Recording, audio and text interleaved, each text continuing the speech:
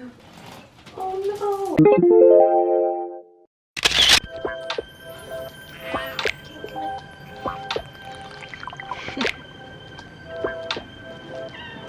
morning. Good morning, everybody. Cold pizza on Tuesday. Good morning, everybody. I got food up in the fridge. Y'all keep looking for that new wave. I think I like it how it is.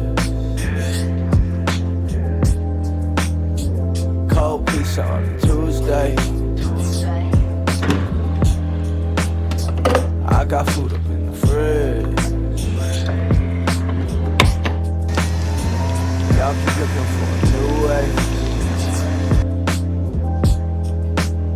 I think I like it how it is.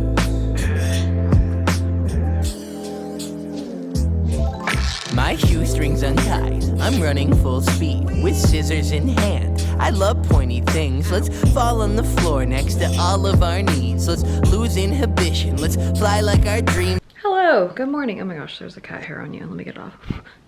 You look good now. Okay. Good morning. Well, kind of. It's afternoon, but you don't know. I feel very refreshed. I feel like life is about to get back on track. Oh, yes. So, I've been in a depression funk for like a week now, and I talked about this a little bit on our Patreon, one of our Patreon podcasts that we do, but I discovered something. Well, one, my thoughts get way ahead of myself, so let's back it up. It's recently come to my attention that I look very productive on these vlogs, and I am very productive. I'm a pretty productive person, and I wasn't always that way, but I feel like I've got a pretty good system now where it allows me to stay pretty efficient, pretty productive. However, I also struggle with mental health, and I've talked about that for many years now, and the more that I could try to understand myself, the better and more efficiently I can be even when struggling with mental health.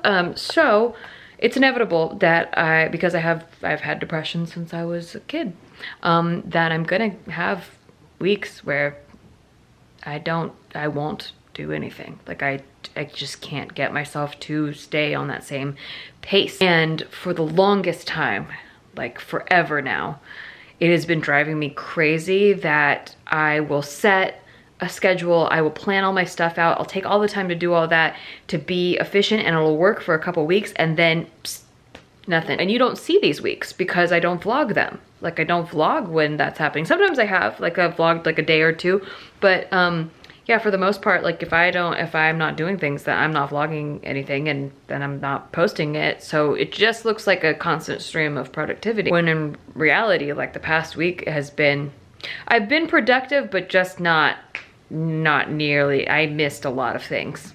Like a lot of things, and it sucks. And then I go through a period of a few days of beating myself up about it, and I'm less efficient those few days, even though I'm no longer in that depressive state. I just am guilty and feeling bad that I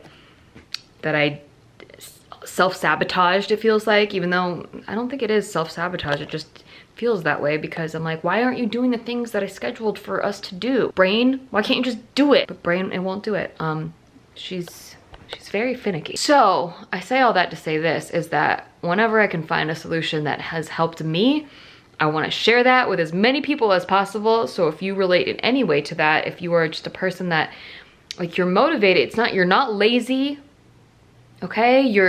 You want to do things, you have goals, but you just, sometimes your mental health just doesn't let you do them. I have realized, and this might not be the case for everybody, but I go through predictable cycles, like waves. I don't know when they're gonna happen, but I know they're gonna happen, right? We know, it's like if you live in Seattle, like you know it's gonna rain. You might have a lot of sunny days, but you know it's gonna rain. Even if you're going through a particularly long summer, you know it's gonna rain, you know it's gonna rain in Seattle. So just knowing it's gonna rain, I can plan for the rain. Like I could buy like waterproof shit and umbrellas and rain boots. And I haven't been doing that. I haven't been buying metaphorical rain boots for the rainy days that I know are going to come. So instead I just get mad that I am walking around with wet shoes instead of just buying some freaking rain boots. So, because I know that, like right now, for example, I'm in a healthy state of mind. I'm not depressed. I feel very productive. I feel very motivated. And I don't know how many of these days I'm gonna get. Whenever I'm in these days, I think they're gonna happen all the time. I think that tomorrow's gonna be like that and the day after is gonna be like that. And I can just set a schedule right now and I can stay dedicated and committed to that schedule because this is how I feel right now and it's always gonna be that way. But then when I get into like a depressive cycle or an anxiety cycle, I don't know if I'm ever gonna come out of those days. I'm like, I'll never be motivated again. So on my motivated days, like today, I'm gonna just do extra. Like I'm just gonna stockpile, if you will. Not burn myself out, like not to a point of exhaustion, but some, you know, when I'm really efficient, I actually have extra, like an extra hour or two where I usually fuck off and do social media or whatever. I know that's part of my job still too, but you know, I usually just use that free time to just, to do nothing, and or maybe I'll read or something.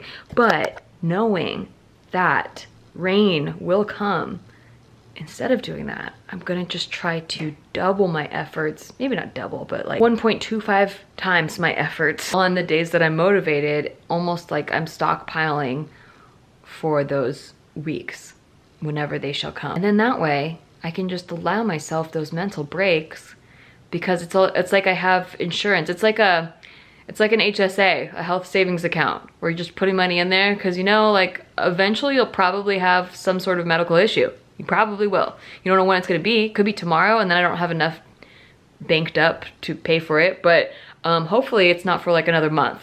And then at least I can bank some of that time.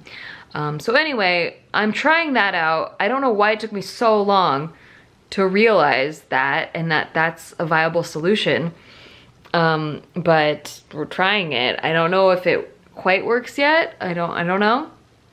But I'm hopeful, I'm optimistic about it. So far it's been working out. It's been one day, so far it's working out. I'll keep you posted on that because I've seen it work for other people who seem to have similar patterns as me, and it's working for them. So maybe it'll work for me. And if it works for me, maybe it'll work for you. Or if it almost works for me, I'll tell you what doesn't work for me. And then I'll let you know, maybe we can adjust from there. But anyway, I just thought I'd give you an update on mental health, man. Take care of it. It's a tricky little bitch. So sneaky. She gets in there right when you think you're killing it. Just gets in there and wants to tinker. She just wants to fuck with things. So I just uploaded a vlog and we recorded a podcast episode and we're about to shoot 2 more podcast episodes. And I have all kinds of other things I want to share with you too, but let me organize my thoughts and I'll get back to you. Healthy. We're doing healthy things. Real things ain't quite what they seem. Once you hold it, does it gleam? If it's green, is there a soul? Is a soul a real thing? If you're really in the know, is it all a scripted show with the cameras and lights and the laugh track that kill?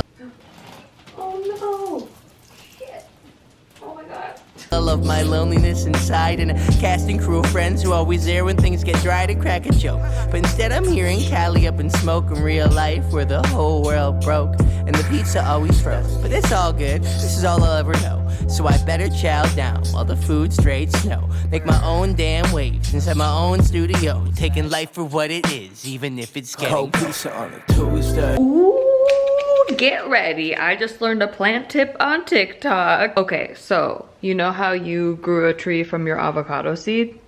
You know how that happened? Okay, so now I guess what you're supposed to do to stimulate growth is cut off new growth. I know it sounds counterintuitive. To stimulate new growth, cut off new growth. Yes? Okay.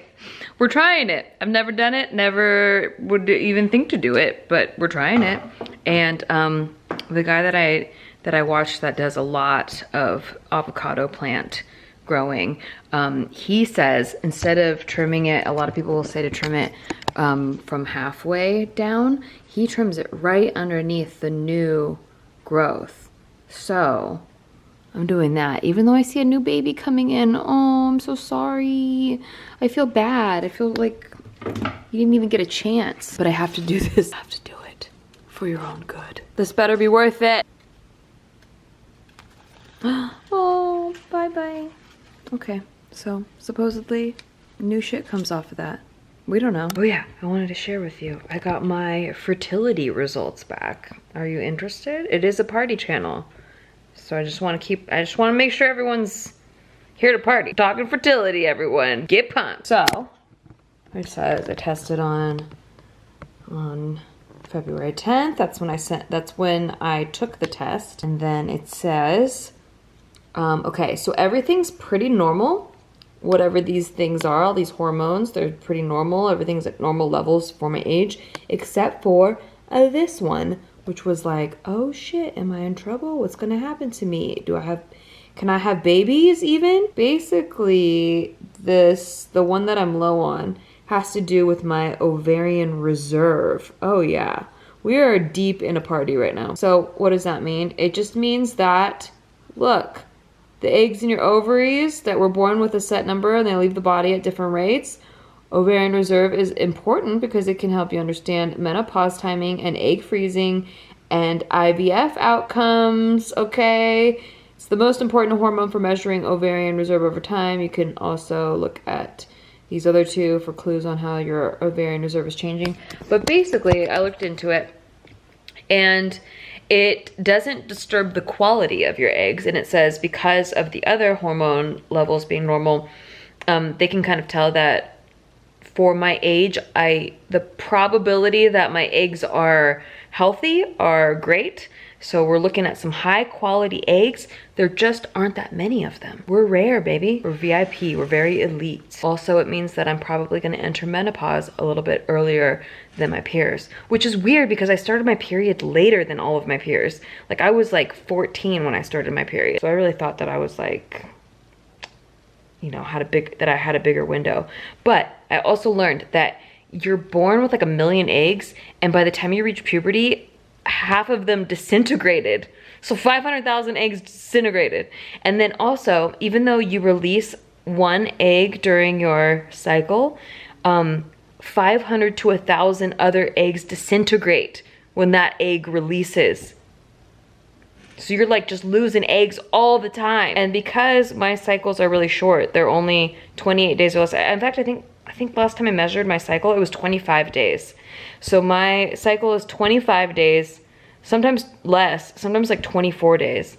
So I'm losing eggs at a much faster rate than someone that maybe has like a 28-day cycle or a 31-day cycle. All right, so that just means, you know, my window is shorter, but my eggs are high quality, organic, cage-free. Right, Joe?